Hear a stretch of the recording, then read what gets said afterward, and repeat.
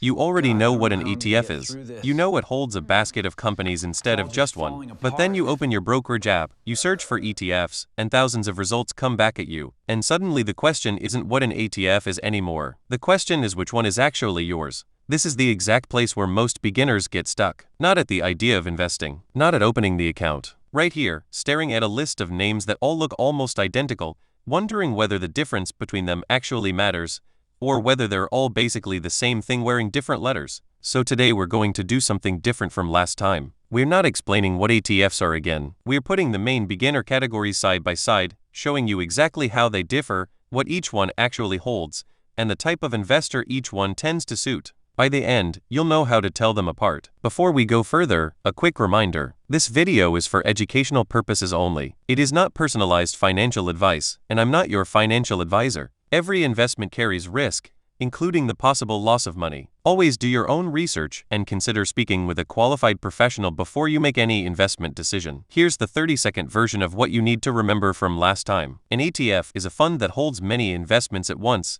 and it trades on an exchange like a normal stock. One purchase, many companies. That's the whole idea. Everything today builds on that, so if that sentence makes sense, you're ready. Now let's start with the mistake that costs beginners the most, because almost nobody warns you about it. It's not picking the wrong ETF. It's picking 4 ETFs that are secretly the same ETF. Here's how it happens. You do your research, you feel good, you buy an S&P 500 fund, then a total market fund, then a large cap growth fund, then a technology fund. 4 different names, 4 different tickers. You feel diversified because 4 sounds a lot safer than 1. But look inside those 4 funds and you'll often find the same handful of enormous companies sitting at the top of every single one. You didn't buy 4 different things. You bought the same bet 4 times, and you paid 4 expense ratios for the privilege of doing it. To understand why that happens, you have to understand how most of these funds are built. Most broad index ETFs are weighted by market capitalization. That's a long phrase for a simple idea. The bigger the company, the bigger its slice of the fund. According to data tracked through mid-2026, the 10 largest companies in the S&P 500 accounted for roughly 36% of the entire index. 10 names, more than a third of the whole thing. And please verify that figure before you rely on it,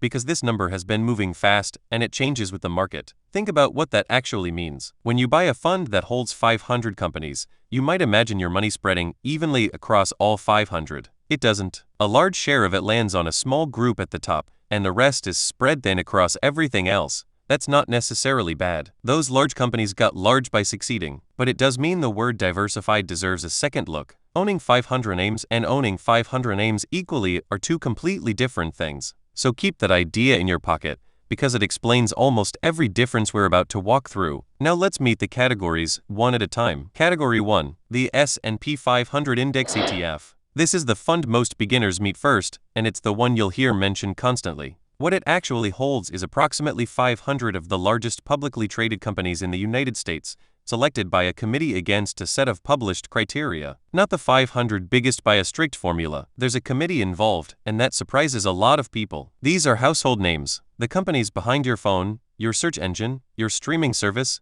your bank, your soda, your medicine. Large, established, heavily analyzed businesses that have been operating for decades. Because it's market cap weighted, the biggest of those companies carry the most influence. That's the 36% we just talked about. When those large companies have a strong year, the fund tends to have a strong year. When they struggle, the fund feels it. Who does this suit? Historically, it's been used by investors who want simple, low-cost exposure to large American companies and who plan to hold for a long time through the ups and the downs. It's often described as a starting point rather than a finish line. Now the catch, and every category has one. You're getting large American companies. That's it. No small companies. No international companies, and a meaningful concentration in the handful at the top. Whether that's a problem depends entirely on what else you own. Here's a number worth sitting with. According to the SPIVA scorecard published by S&P Dow Jones Indices, covering the period through the end of 2025, roughly 83% of actively managed large-cap United States equity funds failed to beat the S&P 500 over the previous 10 years.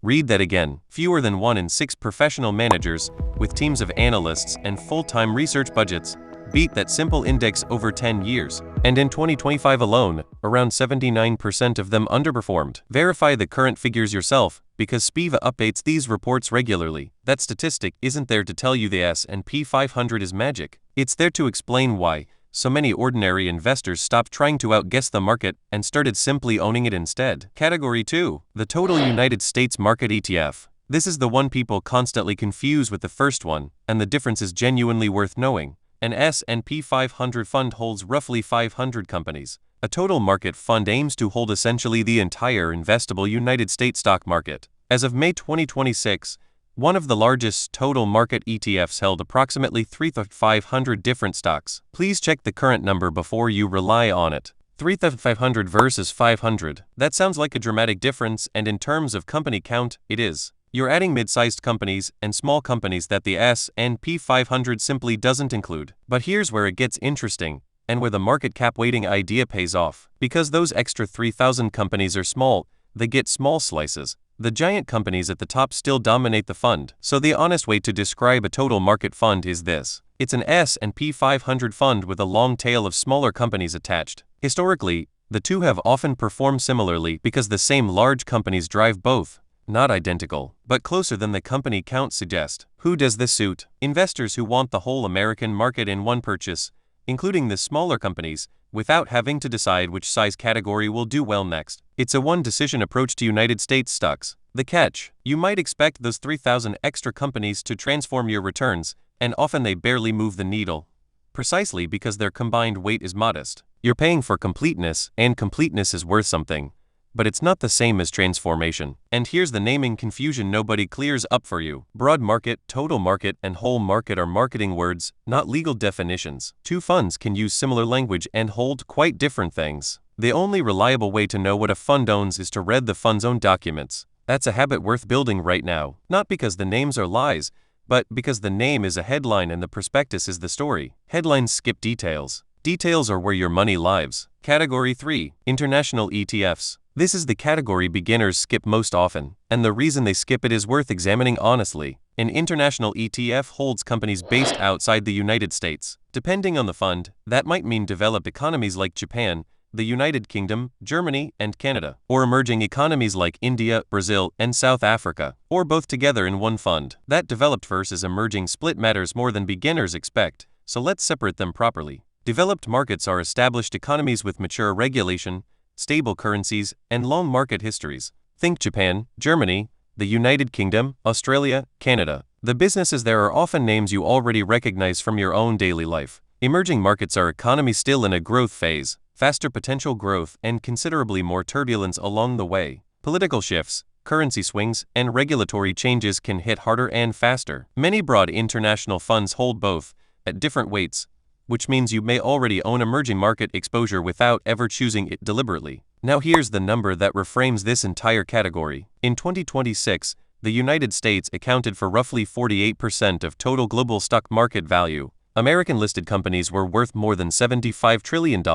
Verify the current figure because these numbers shift constantly. Sit with that. If the United States is roughly half of the world's stock market value, then a portfolio holding only American companies is missing roughly half the world's public companies by value. Not a rounding error. Half. There's a name for this pattern: home bias. It's the well-documented tendency of investors everywhere to overweight their own country, simply because it's familiar. Japanese investors overweight Japan. British investors overweight Britain. Americans overweight America. It's human and it's near universal. Who does international exposure suit? Investors who want their portfolio to reflect the global economy rather than one country's economy, and who accept that different regions lead at different times rather than trying to predict which one leads next. Now the catch, and it's a real one. International funds add currency movement to your returns. When the dollar strengthens, your foreign holdings can be worth less in dollar terms, even if those businesses did fine. That's an extra moving part you don't get with a United States-only fund. And there's a harder catch.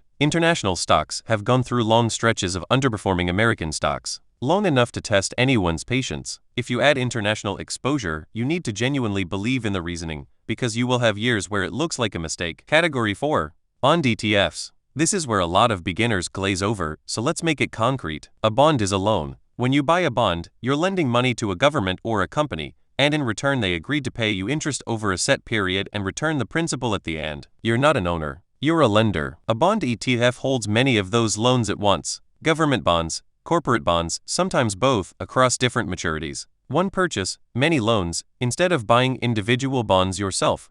Why do people hold them? Historically, bonds have tended to move differently from stocks, which means when stocks fall hard, bonds have sometimes cushioned the fall. Not always, not guaranteed, but that different behavior is the point of holding them. Who does this suit? Typically, investors who are closer to needing the money. Someone 5 years from retirement usually cares less about maximum growth and more about not watching half their savings evaporate right before they need it. The catch, and this one genuinely surprises people: bonds are not risk-free. When interest rates rise, existing bonds generally fall in value because newer bonds pay more. Bond funds can and do lose money. Safer than stocks in many periods is not the same as safe. There's a second catch worth naming. If you're 25 and decades from touching this money, a large bond allocation may reduce your growth for a stability you may not actually need yet. Bonds solve a specific problem. If you don't have that problem yet, you may not need much of the solution. Category 5. Sector ETFs. This is the most exciting category, and excitement is exactly why it deserves the most caution. A sector ETF holds companies from a single industry: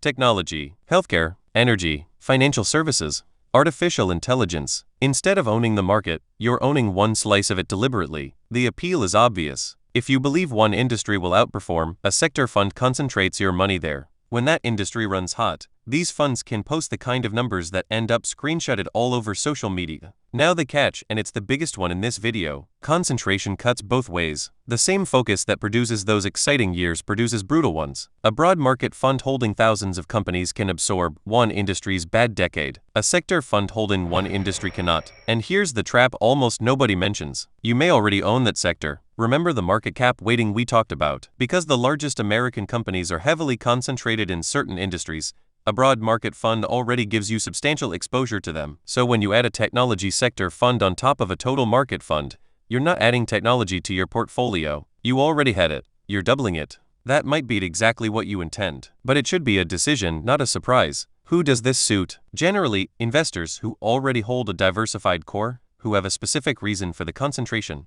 and who understand they're making an active bet. It's a satellite, not a foundation. Now let's talk about the factor that quietly connects all 5 categories: cost. Every ETF charges an expense ratio. It's an annual percentage taken from the fund's assets to cover management. You never write a check for it. It's deducted quietly, which is exactly why it's so easy to ignore. According to the Investment Company Institute, in 2025 the average expense ratio for index equity ETFs was around 0.14%, while the average equity mutual fund, most of which are actively managed, charged around 0.40%. Verify the latest figures before publishing your own numbers. At the low end, some broad index ETFs charge far less than that average. One major total market ETF charges 0.03%. A major total international ETF charges 0.05%. Those are current published figures, and you should confirm them yourself. Let's make the difference real with simple arithmetic. On $10,000, a fee of 0.04% costs about $40 a year. 1,400s costs about 14. 300s costs about 3. Sounds trivial.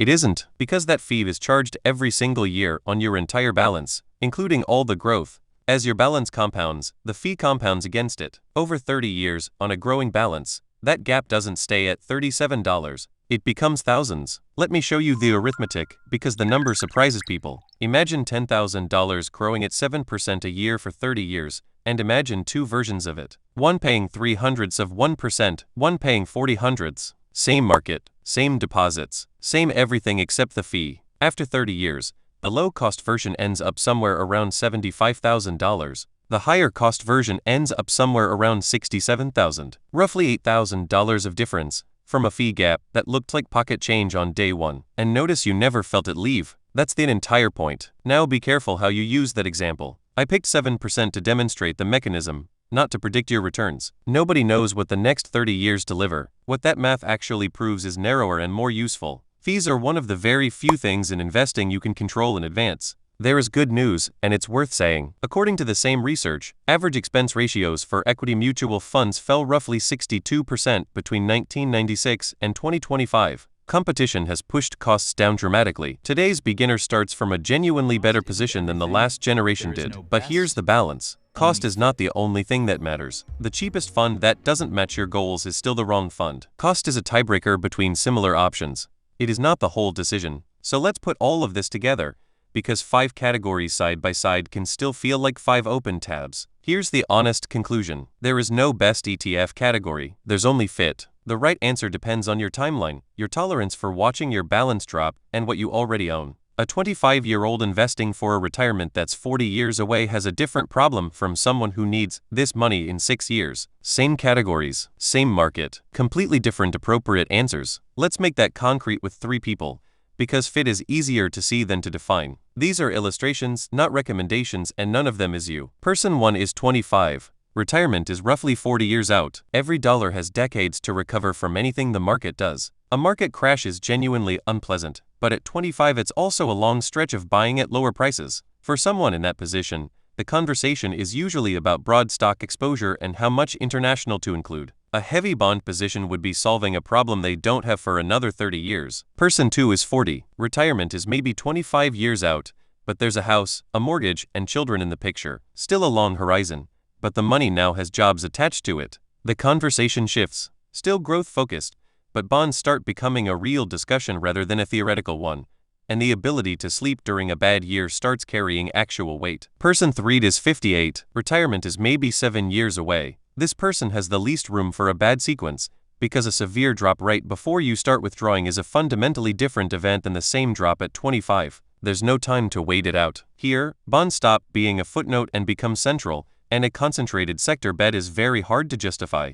Notice what changed across those 3, not the categories. The categories were identical. What changed was time and what the money was for. That's what fit means, and it's why nobody can hand you a correct answer without knowing which of those 3 you're closest to. Before the questions, let me show you where the answers actually live, because every fund publishes this and almost nobody opens it. Search the fund's ticker on the provider's own website and you'll find a fund page. Ignore the marketing headline at the top. You're looking for 4 specific things further down. The investment objective, which is one plain sentence describing what the fund is trying to do. The number of holdings, which tells you how spread out it really is. The top 10 holdings with their weights, which tells you what you're actually betting on. And the expense ratio, the annual cost. 4 things, maybe 90 seconds of reading, and it tells you more than any thumbnail ever will. And here's how to check overlap for real, rather than guessing. Open the fund page for each fund you own or are considering. Look at the top 10 holdings of each, side by side. If the same companies appear at the top of multiple funds with meaningful weights,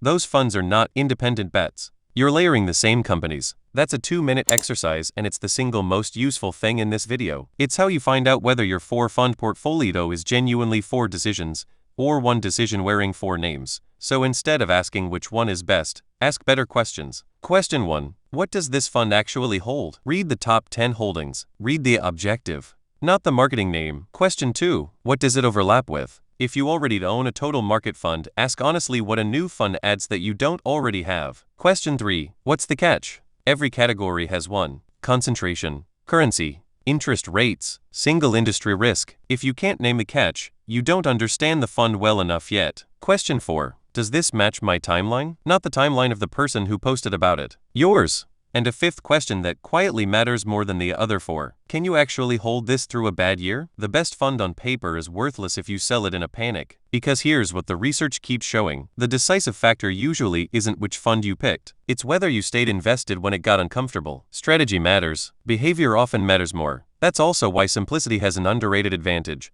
A portfolio you understand is a portfolio you can hold. A portfolio held together by names you can't explain becomes very hard to keep during the first serious drop. Many long-term investors end up with something unremarkable. A broad core, maybe international exposure. Bonds appearing as goals get closer. Sector positions used sparingly if at all. It's not exciting. It's not designed to be. If this comparison made the categories clearer, consider subscribing. This channel builds one video at a time, in order, so the next one assumes what this one taught. Speaking of which, in our next video, we're building the actual portfolio.